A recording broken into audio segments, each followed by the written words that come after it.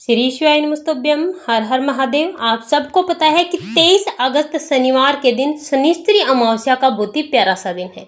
अमावस्या अपने आप में विशेष तो होती है, लेकिन इस बार शनिवार के दिन पड़ रही है ये शनिश्चरी अमावस्या, जो अपने आप में बहुत ही महत्वपूर्ण स्थान रखती है। आपको लगता है कि आपके घर परिवार को, आपके घर में या फिर आपके व्यापार कारोबार और आपके बिजनेस को नजर लग गई है। आपके घर में किसी भी सदस्य को नजर बहुत ज्यादा लगती है।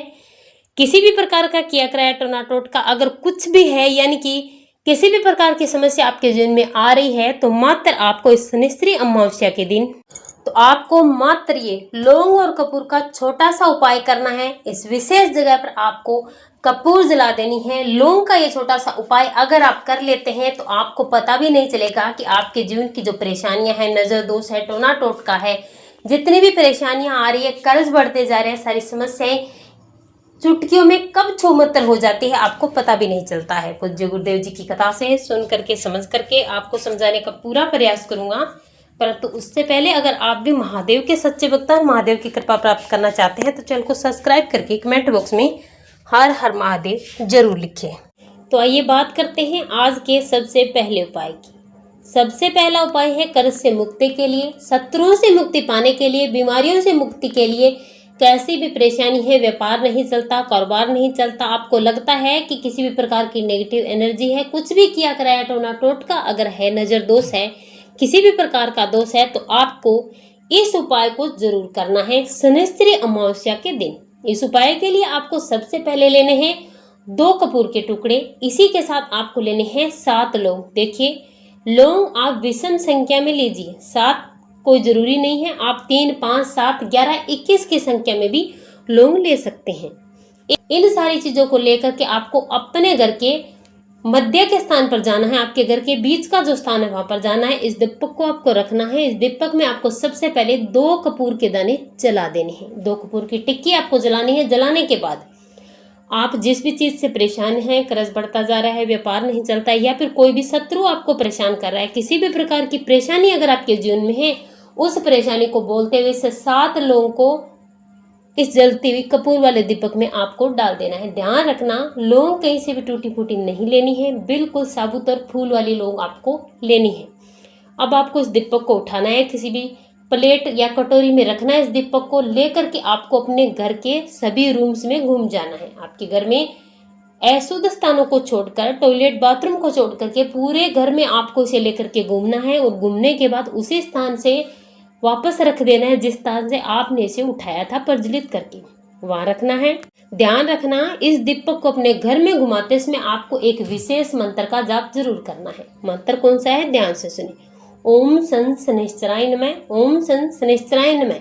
इस मंत्र का आपको जाप करना है लगातार। जब तक आप अपने घर में घुमाते रहते हैं तब तक आपको जाप करना है। जाप करने के बाद इसे अपने घर के मुख्य उसी बिंदु पर रख देना है जहां से आपने इसे उठाया था। और जब ये दीपक ठंडा हो जाता है कुछ देर बाद में, तब आपको इसे उठाना है और ले जाकर के इस दीपक के उस राख को आपको आपके घर के आसपास, यदि पिंपल वृक्ष का पेड़ है तो उस पिंपल वृक्ष के पेड़ के नीचे इस राख को डाल देना है।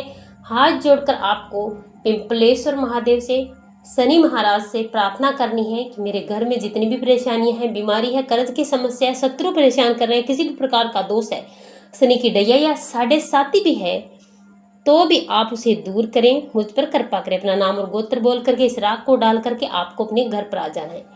ये उपाय कोई साधारण उपाय नहीं है, सदियों से उपाय किए जा रहे हैं। हमारे वेदों और पुराणों में इनको स्पष्ट रूप से लिखा है, इसीलिए आप इस उपाय को जरूर करें।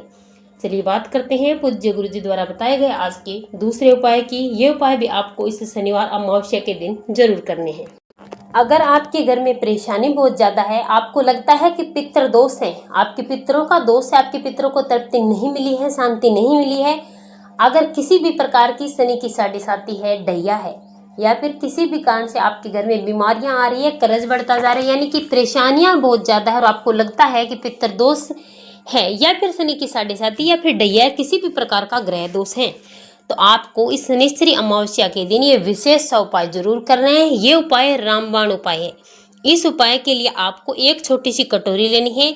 इसमें आपको धान भर लेना है, यानी कि चावल के दाने। जरूरी नहीं कि चावल के दाने अक्षत हो, जैसे चावल के दाने हम घर पर यूज करते हैं उससे आपको छोटी सी कटोरी को भरना है।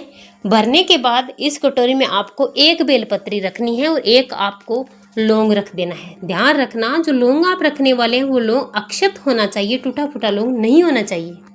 इसके बाद इस कटोरी को उठाना है, लेकर चले जाना है आपके घर में जहाँ पे आप पीने का पानी रखते हैं, मटका है, हंडा है, पानी का पलिंडा है, या फिर आप आरओ से पानी पीते हैं, वहाँ पर जाकर इस कटोरी को रखना है। देखिए नियम तो ये कहता है कि इस कटोरी को आपको यानी कि 14 की रात्रि में रखना है। अगर आप भूल जाते हैं, याद नहीं रहता है, पहले आपको ये वीडियो नहीं मिली है, तो आपको इस कटोरी को उसी दिन सिर्फ 1.25 घंटे के लिए इस पानी के मटके के पास रख देना है और उसके बाद इस कटोरी को उठाना है।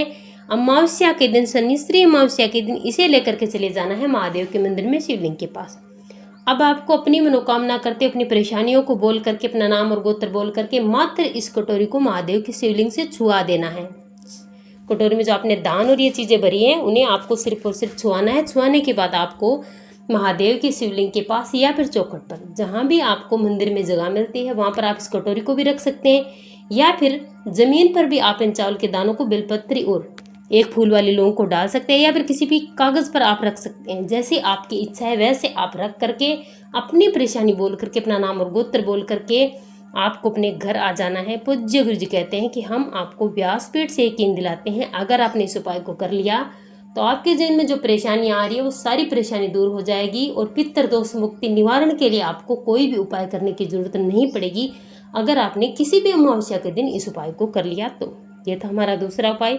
चलिए बात करते हैं पूज्य गुरु जी द्वारा बताए गए आज के तीसरे उपाय की, जो है मनोकामना पूर्ति के लिए।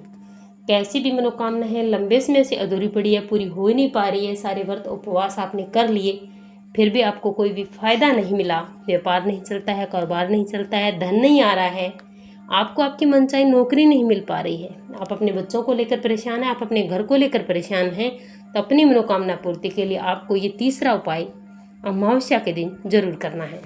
इस उपाय के लिए आपको एक बेलपत्री लेनी है, थोड़ा सा आपको चंदन लेना है, पीला चंदन, इसी के साथ एक अक्षत चावल का दाना लेना है, एक कलश में जल भरना है, तांबे के पात्र में थोड़ा सा गंगा जल डालना है। अब आप बेलपत्री की बड़ी वाली पत्ती पर एक टिक्की आपको चंदन की लगानी है। देखिए चंदन आपको वो मुठिया लेकर आनी है, उसे घिस करके आपको चंदन लगाना है, पीसा पिसाया पड़ा हुआ चंदन आपको नहीं लेकर आना है।